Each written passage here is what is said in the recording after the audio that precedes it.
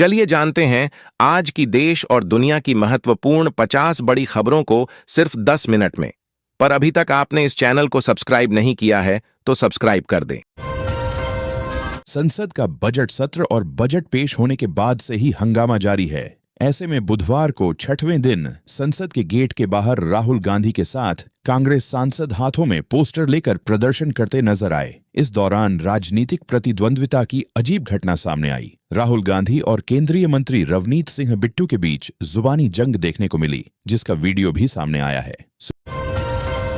Supreme court में आज पश्चिम बंगाल में मतदाता सूची के विशेष गहन पुनरीक्षण को लेकर सुनवाई हो रही है। इस दौरान पश्चिम बंगाल की मुख्यमंत्री ममता बनर्जी खुद वकीलों के बीच मौजूद हैं। मामले की सुनवाई करते हुए मुख्य न्यायाधीश ने कहा कि उन्हें पश्चिम बंगाल के अपने 2 साथी न्यायाधीशों से जानकारी मिली, जिन्होंने पास प्रमाण पत्र जारी करने की प्रक्रिया समझाई और इसी समझ के आधार पर इस मुद्दे को शामिल किया गया। मामले में सीएम ममता बनर्जी का पक्ष रखने वाले वरिष्ठ अधिवक्ता श्याम दीवान ने बताया कि न्यायालय ने पहले तार्किक विसंगतियों की सूची प्रदर्शित करने का निर्देश दिया था। फ्री लैपटॉप योजना 2026 की शुरुआत होते ही छात्रों और युवाओं के बीच जबरदस्त उत्साह देखने को मिल रहा है। सरकार का उद्देश्य डिजिटल शिक्षा को बढ़ावा देना और आर्थिक रूप से कमजोर वर्ग के छात्रों को तकनीकी रूप से सशक्त बनाना है। इस योजना के तहत योग्य छात्रों को बिल्कुल मुफ्त लैपटॉप दिए जा रहे हैं ताकि वे ऑनलाइन पढ़ाई, प्रतियोगी परीक्षाओं की तैयारी और स्किल डेवलपमेंट कर सकें। लोकसभा में उद्योग मंत्री पीयूष गोयल ने भारत अमेरिका व्यापार समझौते को लेकर सरकार का पक्ष रखते हुए कहा कि उर्वरक और कृषि जैसे संवेदनशील क्षेत्रों में भारत के हितों की पूरी तरह रक्षा की गई है। उन्होंने कहा कि यह समझौता छोटे और मध्यम कारोबारियों, एमएसएमई, औद्योगिक इकाइयों, कुशल श्रमिकों और उद्योगों के लिए नए अवसर खोलेगा व उन्नत तकनीकों तक पहुंच को आसान बनाएगा। इससे make in India for the world, design in India for the world और innovate in India for the world के लक्ष्यों को गति मिलेगी। गोयल के बयान के दौरान लोकसभा में विपक्ष का हंगामा जारी रहा, लेकिन मंत्री ने कहा कि सरकार ने राष्ट्रीय हितों को सर्वोपरि रखते हुए बातचीत पूरी की है। समाजवादी पार्टी एसपी के सांसद अखिलेश यादव ने हाल ही में अमेरिका के साथ हुए एक कथित समझौते को डील न कहकर ढीलापन करार दिया है। उन्होंने आरोप लगाया कि इस सौदे के माध्यम से भारत ने अपना पूरा बाजार अमेरिका को सौंप दिया है। यादव ने इस मुद्दे को उठाते हुए विशेष रूप से डेयरी उत्पादों के आयात पर चिंता व्यक्त की, जिसका सीधा संबंध सनातन धर्म के रीति रिवाजों और व्रतों से जोड़ा। प्रदेश में माध्यमिक शिक्षा विभाग के स्कूलों में पढ़ा रहे शिक्षकों को जिला विद्यालय निरीक्षक DIOS कई बार छुट्टियों में भी शिक्षकों को बुला लेते हैं। माध्यमिक शिक्षा निदेशक की ओर से इस पर रोक लगाने का आदेश भी जारी किया गया, किंतु इस पर प्रभावी अमल नहीं हो रहा है। वहीं इसकी शिकायत शासन में हुई है। अब शासन इसके लिए कड़े निर्देश जारी करेगा। EPFO पेंशन को लेकर जो नई जानकारी सामने आई है, उसने सभी का ध्यान खींचा है। बताया जा रहा है कि कुछ योग्य पेंशन धारकों को अब 11,000 रुपये तक मासिक पेंशन मिल सकती है। अभी तक कई लोगों को बहुत कम राशि में गुजारा करना पड़ता था। यह बदलाव लागू होता है तो पेंशन की मौजूदा व्यवस्था में एक बड़ा सुधार माना जाएगा और बुजुर्गों को आर्थिक सुरक्षा का भरोसा मिलेगा।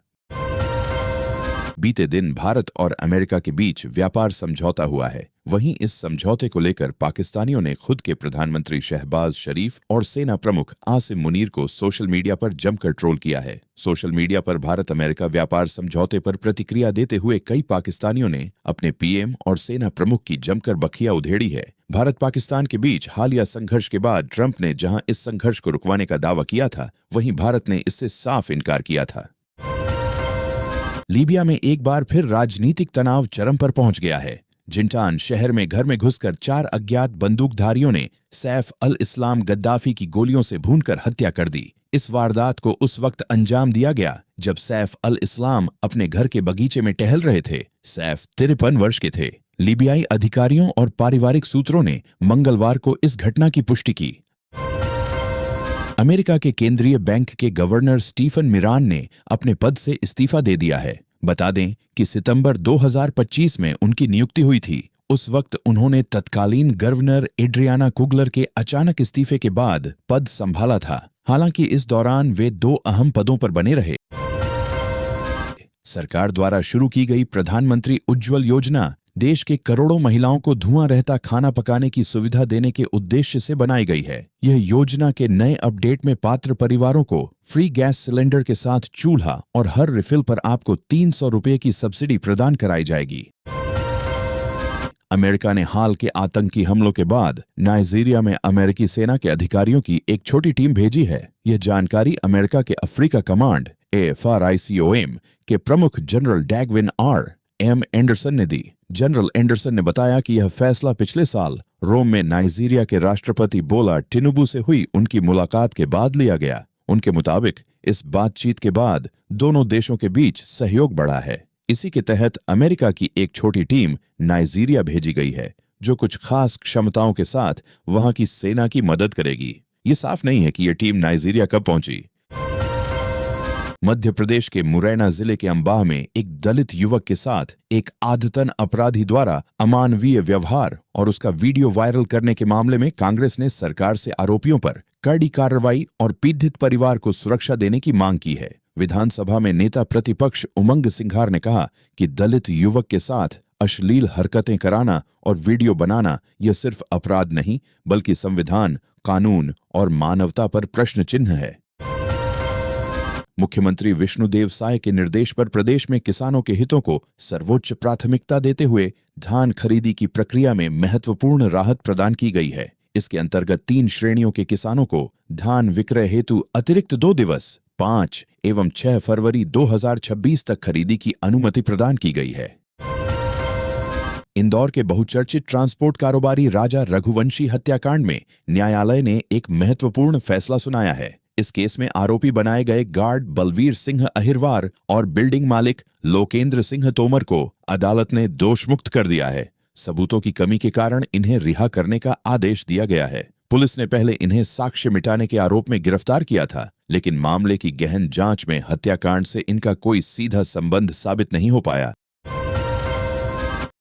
झारखंड मुक्ति मोर्चा के 53वें स्थापना दिवस पर दिशोम गुरु शिबू सोरेन की कमी खलेगी। धनबाद से शुरू हुआ झामुमो का संघर्ष आज सत्ता और संगठन की ताकत बन चुका है। हेमंत सोरेन के नेतृत्व, तकनीकी बदलाव और आदिवासी मुद्दों के साथ पार्टी झारखंड से आगे विस्तार की तैयारी में है।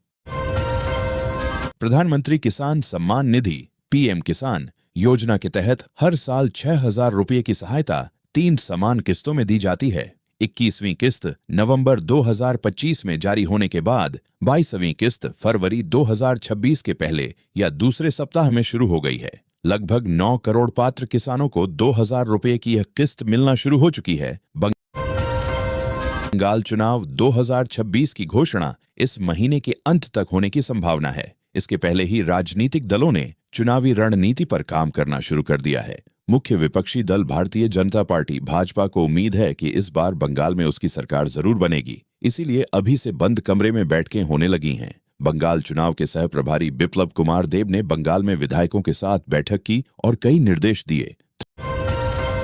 तृणमूल कांग्रेस TMC प्रमुख ममता बनर्जी ने पश्चिम बंगाल विधानसभा चुनाव में किसी भी दल से गठबंधन की संभावनाओं को खारिज करते हुए अकेले चुनाव लड़ने का ऐलान किया है। ममता बनर्जी अभी दिल्ली दौरे पर हैं। उनकी इस घोषणा के बाद बंगाल में त्रिकोणीय मुकाबले की स्थिति बन गई है। संभावना जताई जा रही है कि अब कांग्रेस अपने पुराने गठबंधन वाम दलों के साथ बंगाल में चुनाव लड़ सकती है। पश्चिम बंगाल की मुख्यमंत्री ममता बनर्जी ने मंगलवार 3 फरवरी 2026 को आरोप लगाया कि मतदाता सूची के विशेष गहन पुनरीक्षण SIR से प्रभावित लोगों को अपना बचाव करने का अवसर नहीं दिया जा रहा। उन्होंने विधानसभा चुनावों से ठीक पहले राज्यों में इस प्रक्रिया को लेकर सवाल उठाया। TMSC चीफ ममता बनर्जी ने कहा कि मुख्य चुनाव आयुक्त ज्ञानेश कुमार के खिलाफ महाभियोग की कार्रवाई हो सकती है।